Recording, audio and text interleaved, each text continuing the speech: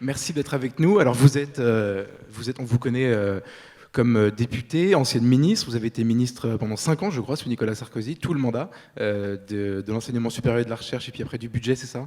Porte-parole du Tout gouvernement. à fait. Euh, vous avez une carrière politique qui commence à être un peu étoffée, et puis vous êtes aujourd'hui la candidate, la tête de liste pour les Républicains, l'UDI et le MoDem en Ile-de-France. La question que je voudrais vous poser, c'est, et je crois que votre père était député aussi, non? Ah non, pas du tout. Mon père est professeur d'université. Non, Autant pour absolument moi. pas. Non, il n'y a personne dans ma famille qui a jamais fait de politique. C'est pas une attaque, hein, désolé. Non, non, ça n'est pas une attaque non plus, mais ça montre que cette réunion est nécessaire pour que je me fasse connaître. Et la question que je voulais vous poser, c'est qu'est-ce qui a fondé votre engagement politique? Qu'est-ce qui motive aujourd'hui votre candidature aux élections régionales? Et quelle est selon vous la finalité de la politique? Alors, ce qui a motivé mon engagement politique, c'est un certain idéal. Et j'étais persuadée que... Alors, je ne suis pas une fille qui fait de l'introspection naturellement, donc je vais essayer de vous faire l'introspection. Moi, je suis une gaulliste sociale. Dans ma famille, les valeurs du gaullisme étaient extrêmement présentes. Il se trouve que mes deux parents sont nés pendant la Deuxième Guerre mondiale, mais mon grand-père et ma grand-mère étaient dans un réseau de résistance, ils étaient très jeunes, et dans la mythique familiale, ils cachaient des parachutistes dans la chambre de ma mère, là où était le berceau de ma mère, et c'est dans l'appartement de mes grands-parents qu'a été publiée la première édition de Témoignages chrétiens sous l'occupation. Et ils étaient donc dans un réseau de médecins qui œuvraient pour la résistance. De l'autre côté, du côté de mon père, c'était ses frères aînés qui, eux, avaient 15 ou 16 ans de plus, puisqu'il était d'une famille très nombreuse, et qui étaient dans le maquis du Vercors. Donc cette mythique du gaullisme a énormément et profondément marqué mon engagement politique. Et qu'est-ce que ça veut dire être gaulliste social pour moi? Ça veut dire aimer la France et détester les injustices. Détester les injustices, et tout mon engagement politique depuis que je fais de la politique, je l'ai mis au service de la protection des plus faibles et des plus fragiles. Quand j'étais jeune députée, personne ne le sait, personne ne s'en souvient parce que c'était il y a longtemps. Quand j'étais jeune députée, j'ai travaillé sur énormément de sujets familiaux. J'ai d'abord travaillé sur la question du délit de harcèlement, qui n'était pas un délit reconnu, parce qu'on reconnaissait les violences, mais on ne reconnaissait pas la notion même de harcèlement moral. J'ai ensuite travaillé sur cette question très épineuse des mariages forcés dans notre société, qui était une question que personne ne traitait, et j'ai permis, grâce à une loi, qu'il y ait maintenant une prescription beaucoup plus longue pour pouvoir annuler les mariages forcés. J'ai travaillé aussi sur la maltraitance des enfants, et là aussi, la mission famille, dont j'étais le rapporteur, a permis qu'on travaille sur le partage d'informations de tous les travailleurs sociaux sur la question des enfants battus pour les protéger des violences familiales.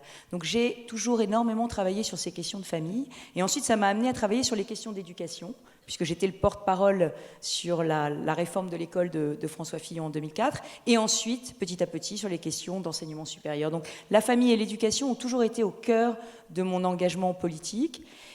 Si je devais me définir, je dirais que je suis une républicaine et une catholique, et que je pense que les deux sont compatibles dès lors qu'on accepte ce que je pense, c'est-à-dire que les religions doivent s'inscrire dans et respecter les principes républicains et les lois de la République, et ça vaut pour toutes les religions. Comme dit l'Évangile, rendez à César ce qui est à César et à Dieu ce qui est à Dieu. Alors,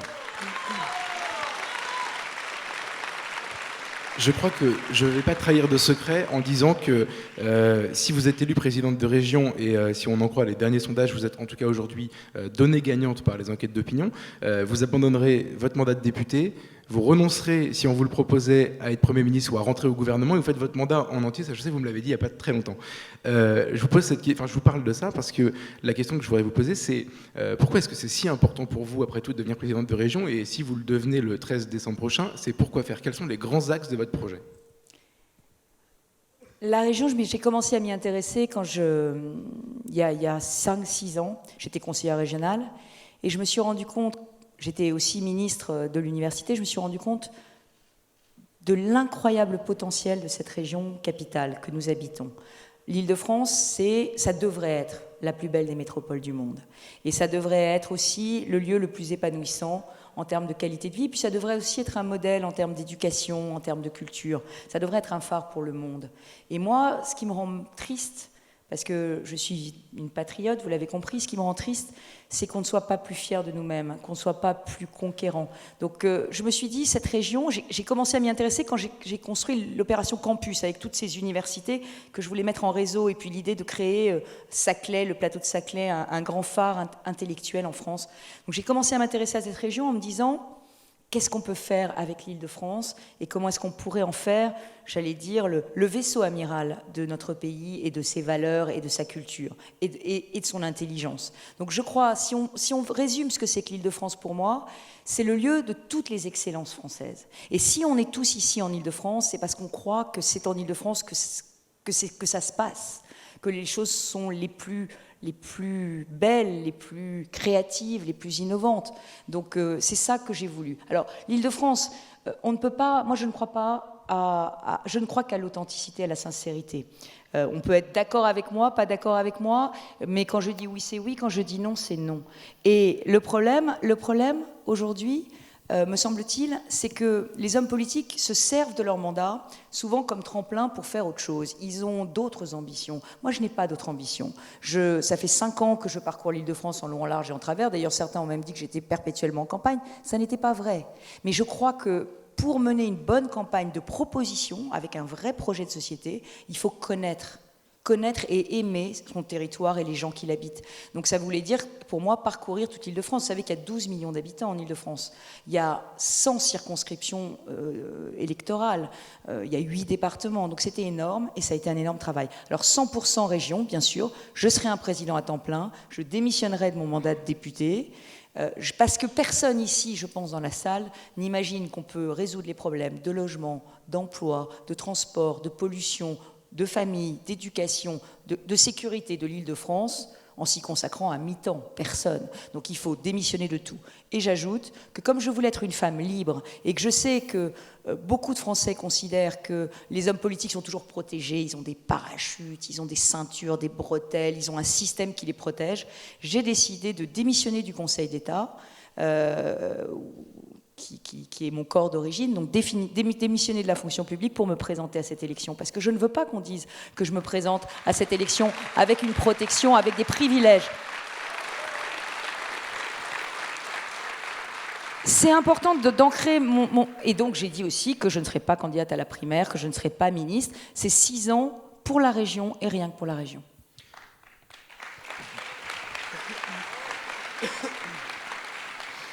Vous avez parlé tout à l'heure de la famille comme un des éléments centraux de votre engagement politique. Quelle est la conception de la famille que vous voulez défendre ? Quel modèle familial défendez-vous ? Alors, à titre personnel, j'ai eu l'extraordinaire chance de grandir dans une famille extrêmement unie, où tout le monde s'aimait, et où l'éducation des enfants était la priorité absolue de mes parents. J'ai essayé de reproduire ça avec mon mari et j'ai eu la chance que depuis 21 ans, j'ai la chance depuis 21 ans de vivre avec un homme que j'aime et que j'estime. Et pour nous, notre premier devoir, c'est de bien élever nos 3 enfants. Alors d'ailleurs, je peux vous raconter maintenant, puisque ça fait un petit moment que je suis en politique, à quel point c'est difficile d'être une femme en politique et à quel point vos adversaires n'hésitent pas à pointer du doigt le sentiment de culpabilité que vous avez à la fois faire de la politique et en même temps ne pas pouvoir être plus présente pour vos enfants. Et je peux vous dire que je vous dis ça d'autant plus que maintenant mon 2e fils vient d'avoir 18 ans cette semaine et que je suis particulièrement fière de mes 2 fils aînés qui ont subi énormément de sarcasme, de colibets et de tracas à l'école publique dans laquelle ils étaient. Et je suis particulièrement fière d'eux parce que je pense que voilà, ils ont vécu cela avec beaucoup de sérénité. Et ça n'a pas été un sacrifice pour moi que de tout consacrer à ma famille en dehors de la politique, mais j'ai vécu à plein mes 2 passions. Et mes 2 passions, c'était effectivement la politique et ma famille. Alors maintenant, je sais aussi, parce que je fais de la politique, que tout le monde n'a pas cette chance d'avoir une famille extrêmement soudée qui vous aide. Et moi, ce que je veux et ce que je pense que doivent faire les hommes politiques, c'est aider tous ceux qui n'ont pas cette chance de pouvoir vivre dans un univers solide, avec un emploi, avec un logement, avec les moyens de vivre bien. Donc je sais qu'en Île-de-France, il y a 23% de familles monoparentales, il y a 10% d'enfants qui vivent dans des familles recomposées, il y a des familles de toutes sortes, mais le sujet aujourd'hui, c'est comment on aide l'enfant. Et moi, je me suis toujours battue pour les droits de l'enfant, pas pour le droit à l'enfant. Et de ce point de vue, je continuerai à dire que je suis contre la marchandisation de l'humain, que je suis contre la procréation médicalement assistée pour des raisons non médicales, que je suis contre la gestation pour autrui, parce que on est en train d'arriver... On est en train de perdre de vue ce qui fait l'essence même de la vie. Et s'agissant de la vie, elle aussi, moi j'ai beaucoup travaillé sur ces questions d'éthique. J'étais rapporteur de la loi bioéthique en 2004, j'étais avant juge au Conseil d'État sur les sujets d'éthique. Et je me suis beaucoup interrogée sur cette question du prix de la vie et de la valeur de la vie. Certains d'entre vous ne le savent pas, mais avant de faire de la politique, j'étais juge. Et en tant que juge, j'ai eu à juger une affaire extrêmement délicate.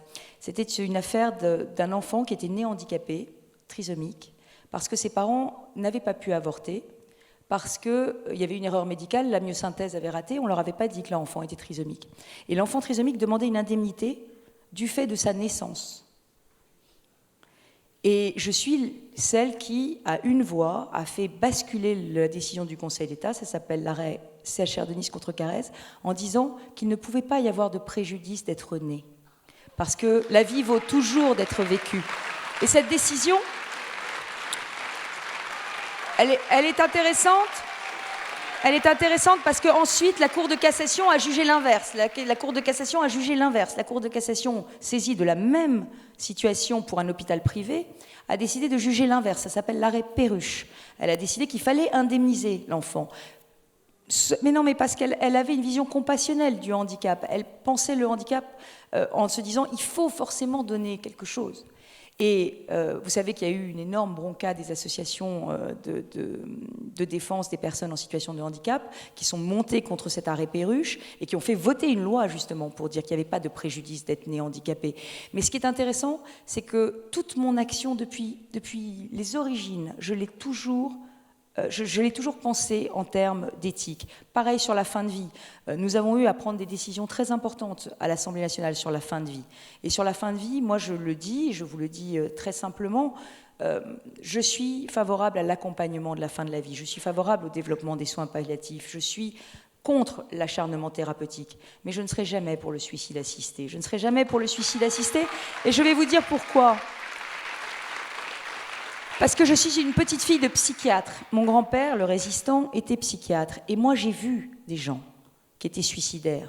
J'ai vu des gens qui commettaient des tentatives de suicide. Et je les ai vus plusieurs mois plus tard, qui avaient complètement repris goût à la vie.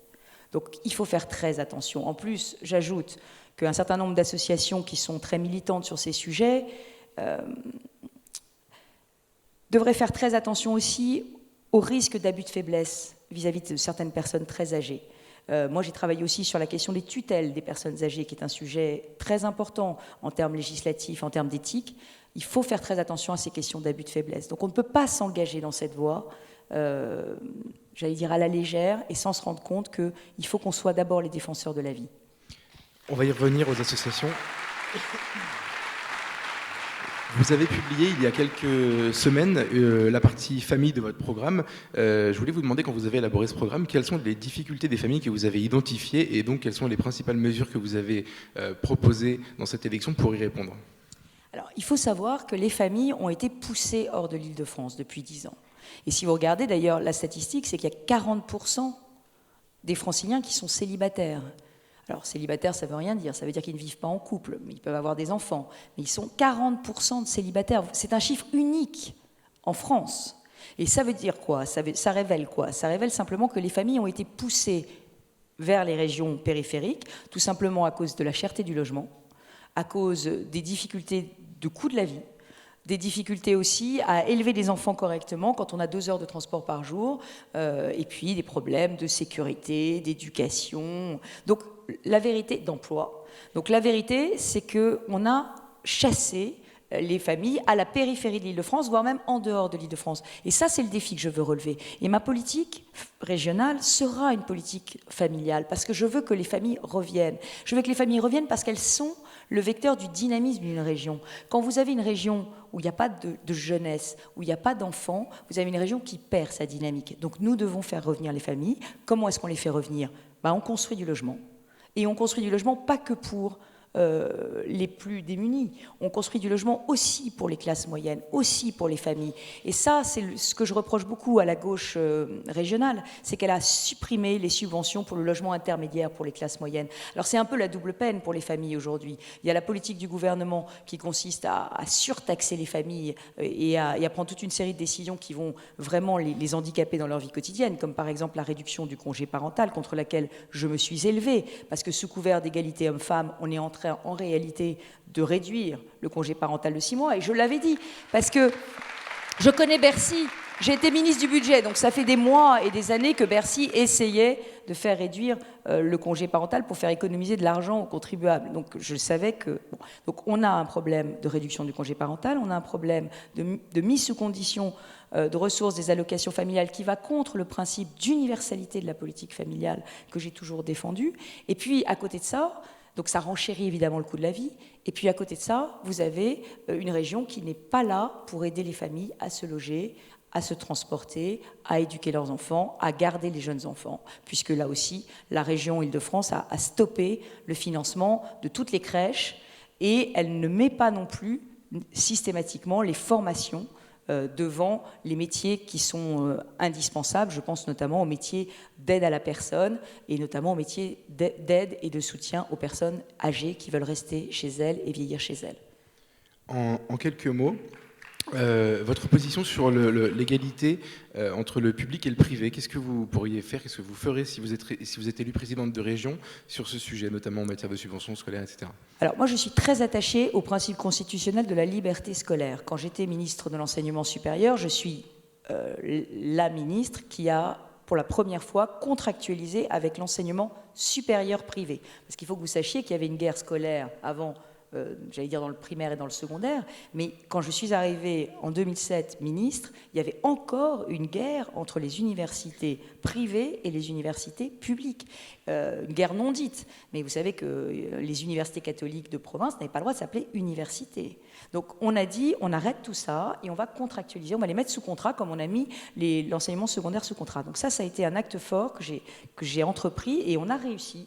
Et on a convaincu tout le monde, y compris les syndicats du public, des universités publiques, d'aller vers la contractualisation avec les enseignements privés. Maintenant, moi, je me suis battue contre un certain nombre de décisions de la région Île-de-France. D'abord, contre les atteintes aux projets propres des établissements privés. Un établissement privé a un projet propre. Et donc, quand il y a eu une polémique complètement stérile sur le lycée Gerson, dans le 16e, où on avait accusé le lycée Gerson de ne pas faire la promotion de l'avortement. Enfin, un lycée catholique a son programme propre. Il n'a pas à faire la promotion de certaines de pratiques qui ne sont pas dans son ADN.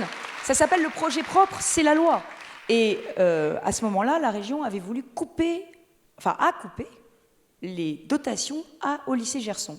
J'ai saisi le préfet de région de cette décision et le préfet de région l'a déclarée illégale et l'a annulée.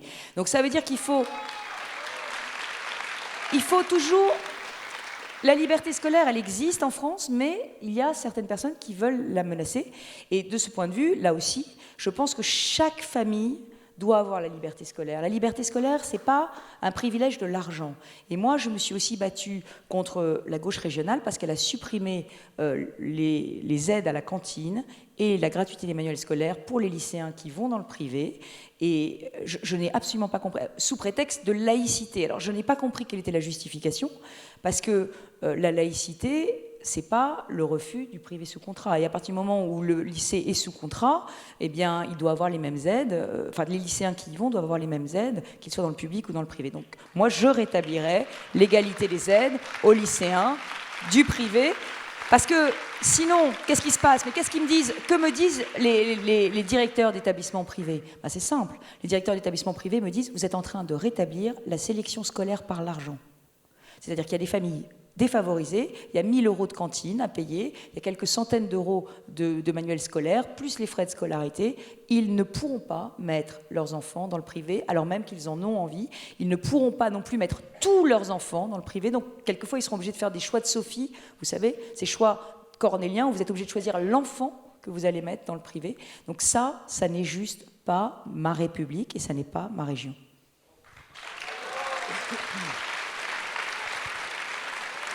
Vous avez parlé tout à l'heure des associations. Je sais que vous êtes intarissable sur le sujet des subventions. Vous m'avez déjà parlé une fois des pistes cyclables financées, je crois, en Bolivie, c'est ça ? Chili. Au Chili, pardon. Première question, est-ce que vous mettrez fin à ce système en publiant la liste des associations qui sont subventionnées par le conseil régional ou pas ? Alors, comme je vous ai dit que j'allais faire la révolution des transports, que j'allais construire des logements, que je ferais un prêt à taux zéro pour aider les familles à devenir propriétaires, que j'ai plein de promesses dans ma besace, notamment pour aider les jeunes à rentrer dans l'emploi. Donc, vous avez bien compris que j'ai besoin de financer mon programme. Et je revendique d'être sans doute la seule candidate à avoir un projet intégralement financé. Et je le finance par des économies sur le budget de la région. Alors ces économies, il faut bien les prendre quelque part. Et ces économies, je les prendrai sur tous ces organismes para-régionaux qui pullulent et dont la Chambre régionale des comptes dit que 40% des dotations sont en fait des frais de structure. Voilà, donc ça ne sert à rien d'avoir des organismes si on fait des frais de structure. Mais au-delà de ça, nous avons un vrai sujet sur les associations. Moi, je le dis, la région n'est pas là pour faire de la politique. Énormément de ces associations sont uniquement là pour faire du lobbying politique. Elles n'ont pas de projet d'intérêt régional. Donc avec moi, il n'y aura plus de subventions pour des associations qui sont là pour faire du lobbying politique. Mais j'ai plein d'exemples à vous donner. 75 000 € pour Sortons du colonialisme. Ben oui, non mais...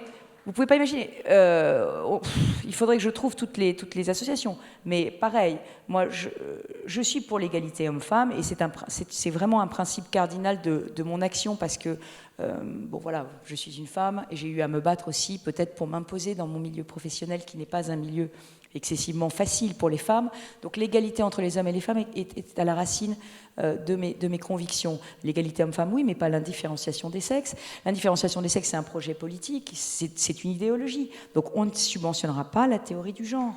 En revanche, on financera des associations qui mènent des projets d'intérêt régional.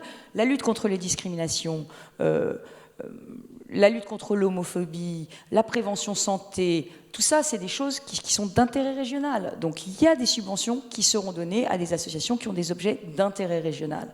Mais en revanche, je n'accepterai pas qu'on fasse du lobbying pour des projets politiques. Et je vous dis, attaque, enfin... Je peux pas, vous pouvez pas... En plus, je ne sais que la face émergée de l'iceberg. Je ne sais que la face... L'autre jour, on a voté une subvention, celle-là, elle était extraordinaire. C'était 25 000 € pour que des jeunes de Seine-Saint-Denis aillent apprendre le français en Belgique. Ça prend quand même... Mais oui. Donc le sujet, c'est que le clientélisme, l'opacité, c'est fini. Alors comment est-ce qu'on met fin au clientélisme et à l'opacité ? Pour mettre fin au clientélisme et à l'opacité, on publie la liste des demandes de subventions et on les fait évaluer. Parce que j'ai eu aussi des petits soucis avec certaines organisations syndicales de gauche, bien évidemment, puisque les organisations syndicales de droite n'ont pas droit de citer pour les financements régionaux. Donc des organisations syndicales de gauche qui présentaient des projets. J'étais assez surprise parce que, enfin je pense à des organisations syndicales étudiantes, et j'étais assez surprise que j'aurais bien voulu qu'on aille quand même vérifier la véracité de l'existence de ces projets. Parce qu'il faut que vous sachiez que j'ai découvert l'année dernière que 25 millions d'euros de subventions ont été versés, 25 millions, hein, on ne parle pas de milliers d'euros, 25 millions, ont été versés par la région à des associations qui n'ont tout simplement pas rendu de compte-rendu d'activité à la région. Ça veut dire que légalement, en réalité, on devrait leur faire rembourser l'argent qu'ils ont touché. Voilà. Donc vous voyez toutes les économies qu'on peut faire. Alors j'ajoute que les économies, on en fera beaucoup aussi sur l'organisation de la région, mais bon, je serai intarissable là-dessus. Bon, croyez-moi sur parole, il y a au moins 400 millions d'euros d'argent public à rendre aux contribuables en vrais projets et en désendettement de la région. Pour prendre un exemple précis, savez-vous si l'association, vous avez parlé tout à l'heure de la fin de vie, l'association pour le droit à mourir dans la dignité est-elle financée, oui ou non, par le conseil régional, vous savez ça ou pas ? Alors moi, je ne connais pas toutes les subventions parce que je ne vois que celles que je... Enfin, il faut que... Vous savez, c'est un monstre opaque, hein, la région. La région, si certains d'entre vous n'ont pas l'intention d'aller voter, qu'ils y aillent quand même. La région, c'est 11,5 milliards d'euros de vos impôts qui est dépensé chaque année. 6,5 milliards pour les transports, dans le syndicat des transports qui est présidé par le président de région, et 5 milliards de budget régional. Donc c'est 11,5 milliards. Pour une famille francilienne, en moyenne, c'est 2 500 euros. Voyez. Donc, alors c'est compliqué parce que ce n'est pas des impôts directs, c'est des tas de petites taxes que payent les entreprises ou que vous payez et qui vont venir abonder le budget régional. Donc c'est très opaque. Et même moi, je n'ai pas accès à tout. Quand je demande, par exemple, j'avais demandé la liste des billets d'avion des conseillers régionaux parce qu'il me semblait qu'ils voyageaient beaucoup. Et je n'ai jamais réussi à obtenir la liste des billets d'avion. Donc voilà, à un moment donné, on louait une plage au Festival de Cannes pour faire la promotion du cinéma. Enfin, on n'avait peut-être pas forcément besoin de louer une plage au Festival de Cannes. Voyez. Donc il y a eu beaucoup de gabegies. Moi, je ne vois que la face émergée de l'iceberg. Mais évidemment, le jour où j'aurai les clés, je verrai beaucoup plus de choses. Et je ferai évidemment, mon premier acte, ce sera un audit de ce qui se passe vraiment à la région. On a un journal qui est tiré à 3 500 000 exemplaires papier. Papier. Je ne sais pas si vous vous rendez compte. Alors, et on habite dans 5 hôtels particuliers dans le 7e arrondissement de Paris. Et c'est tellement cher, enfin c'est tellement pas pratique, qu'on a logé les fonctionnaires autour et on paye 26 millions d'euros de loyer. Donc moi, j'ai dit, je suis désolée, je vends les hôtels particuliers et je pars de l'autre côté du périphérique, je fais faire 25 millions d'euros d'économie aux Franciliens. Parce que le matraquage fiscal, c'est terminé. Valérie Pécresse, le mot de la fin est pour vous. Le mot de la fin est pour vous. Quel est le message que vous voulez aujourd'hui adresser aux familles en guise de conclusion de cet entretien ? Que ma politique régionale sera une politique familiale. On reprendra le financement des crèches pour l'accueil du jeune enfant et la conciliation de la vie familiale. On aura une politique éducative digne de ce nom. Vous savez que j'ai un projet pour les lycées qui est d'avoir des lycées sans drogue. Je suis, en tant que présidente de région, responsable des lycées. Aujourd'hui, je trouve scandaleux qu'on me dise qu'on ne peut rien faire contre le fléau de la drogue et des addictions au lycée. Donc moi, il y aura un référent drogue, addiction et harcèlement dans les lycées qui travaillera avec les jeunes et je paierai, si les communautés éducatives en sont d'accord, c'est-à-dire si le conseil d'administration le souhaite, des tests salivaires de dépistage de la consommation cannabique des enfants dans le cadre du secret médical. On communiquera les résultats qu'aux enfants et à leurs parents, de façon à alerter les parents et que le président de région soit à leur côté dans la lutte. Évidemment, le proviseur, lui, n'aura les résultats que pour la classe. Mais l'intérêt de ça, c'est si on s'aperçoit que la drogue est aujourd'hui un fléau dans le lycée, on pourra déclencher tout un plan anti-dealer. Moi, je n'accepte pas que les dealers aient pignon sur rue aux portes de nos lycées. On fera une bulle de sécurité. Et cette bulle de sécurité, elle ira des transports jusqu'à l'établissement. Je veux des lycées sans drogue, j'assume de le dire. Je veux créer aussi un système d'orientation pour les jeunes.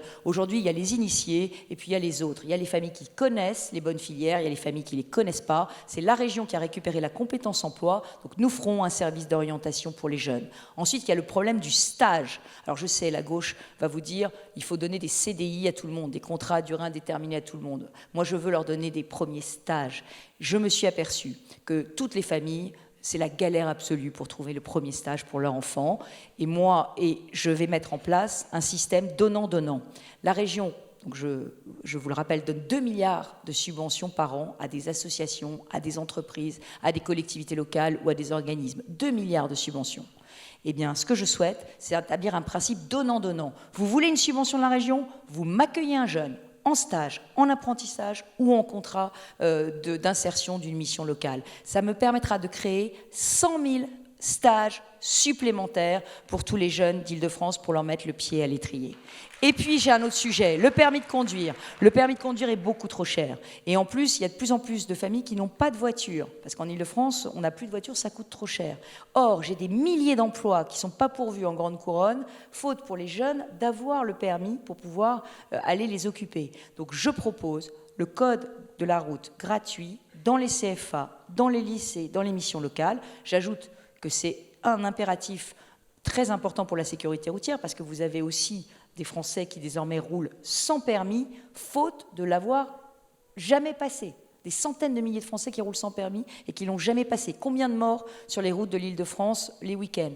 Donc, code obligatoire gratuit. Alors, comment je finance ? parce que je sais que d'autres l'ont déjà promis, ne l'ont pas fait. Comment je finance ? Eh bien, j'ai regardé ce qui se faisait dans les autres pays. Je vais proposer au ministre de l'Intérieur qu'on vende à ceux qui le souhaitent le petit cartouche qui est à côté de la plaque minéralogique, dans lequel il y a le logo de la région et dans lequel il y a le département. Ça, c'est pas un cartouche légal, c'est un cartouche qui décore la plaque d'immatriculation. Je propose qu'on vous le vende, si vous le souhaitez, que vous puissiez y mettre vos initiales, que vous puissiez y mettre des logos associatifs, que vous puissiez y mettre votre numéro fétiche.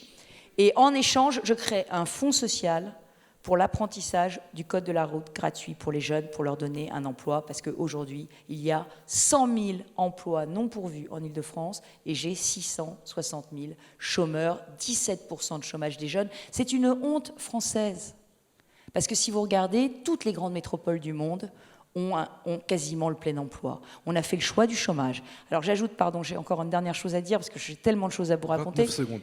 Nous devons aussi remettre le travail, le mérite et l'effort au cœur de nos politiques. Et la région, de ce point de vue, prendra des décisions très symboliques. L'éducation, c'est ma mission. Depuis, je suis une mère, je suis une femme politique, j'ai été ministre de l'enseignement supérieur. Donc je veux qu'on rétablisse les bourses au mérite pour les bacheliers, mention très bien, défavorisés. C'est la fierté de leur famille, c'est la fierté de leur quartier, c'est la fierté de leur lycée. Je veux aussi qu'on rouvre des places d'internat pour notamment des internats d'excellence pour les jeunes qui ont du potentiel et qui ne peuvent pas le réaliser dans leur contexte familial pour aider les familles. Et je trouverai l'argent en mobilisant notamment le foncier des lycées. Je sens que je suis en train de dépasser. Non mais enfin, il ne faut pas me donner la parole, moi. Donc, non, mais le sujet est simple. Le sujet est simple. Aujourd'hui, nous avons des valeurs à remettre au cœur de la politique. Dans ces valeurs, il y a l'autorité, il y a la liberté, il y a la justice. Et la justice, c'est la récompense du travail, du mérite et de l'effort. Merci Valérie Pécresse.